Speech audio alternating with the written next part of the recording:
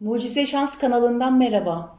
Bu videoda karma konusunda zorlayıcı sınavlar yaşatan Satürn Retro'da doğan kişi neler yaşar, nasıl hisseder, korkularını kendi kendine nasıl iyileştirebilir anlatıyorum. Önce retronun anlamını kısaca açıklayalım. Bir gezegenin retro olması demek, o gezegenin enerjisinin içeri dönmesi, yavaşlaması anlamına gelir. Zorluklar dış dünyada, maddi alemde değil, daha çok iç dünyamızda, maneviyat konularında gerçekleşir.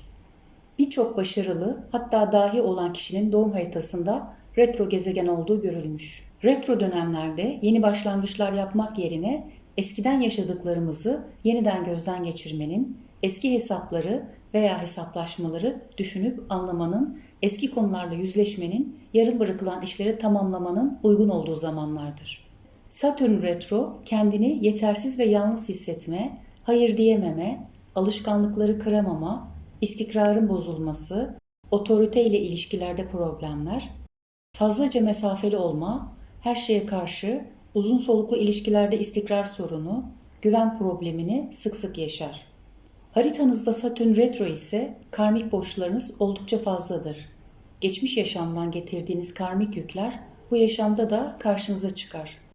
Onların sınavından da sorumlu tutulursunuz.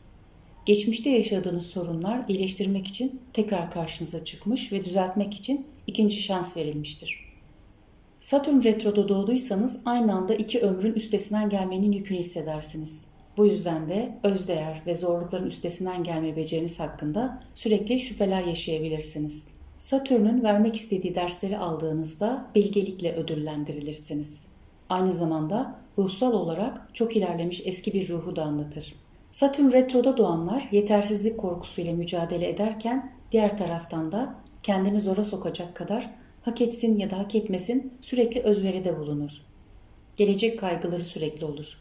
Hata yapmak hiç istememesine rağmen hata yapmaya açık olur. Daha önce kanalımızda Satürn konularını iyileştirmek için Satürn bilinçaltı çalışması yayınlamıştım. Atalarımızdan gelen karmayı iyileştirmek için meditasyon şeklinde hazırladığım bu videodan yararlanabilirsiniz. Şu anda dinlediğiniz videoda ise bakış açılarına göre iyileştirme çalışmaları vereceğim. Bu çalışmayı da siz kendi kendinize uygulayabilirsiniz. Bakış açılarına göre iyileştirme çalışması şu şekilde yapılır. Benim vereceğim korkuları iyileştirecek cümlelerin sonuna ilginç bakış açısı ifadesini getiriyoruz. Bu ifade kendinden önce gelen kelimeleri nötr hale getirir, böylece iyileştirir. Bunu bir örnekle anlatayım.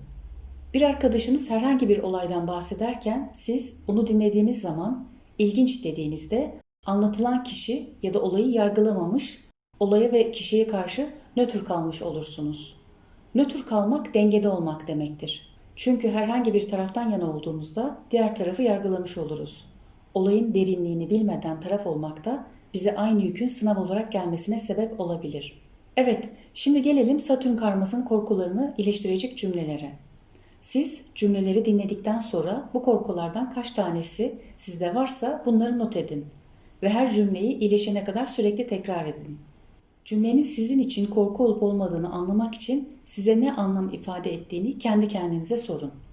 Örnek veriyorum, yetersizlik korkusuna çalışacaksınız diyelim. Gözlerinizi kapatın ve kendinize yetersizlik ifadesi size ne hissettiriyor? İçsel olarak bunu anlamaya çalışın. Ben kendimi hangi konularda yetersiz hissediyorum diye sorun.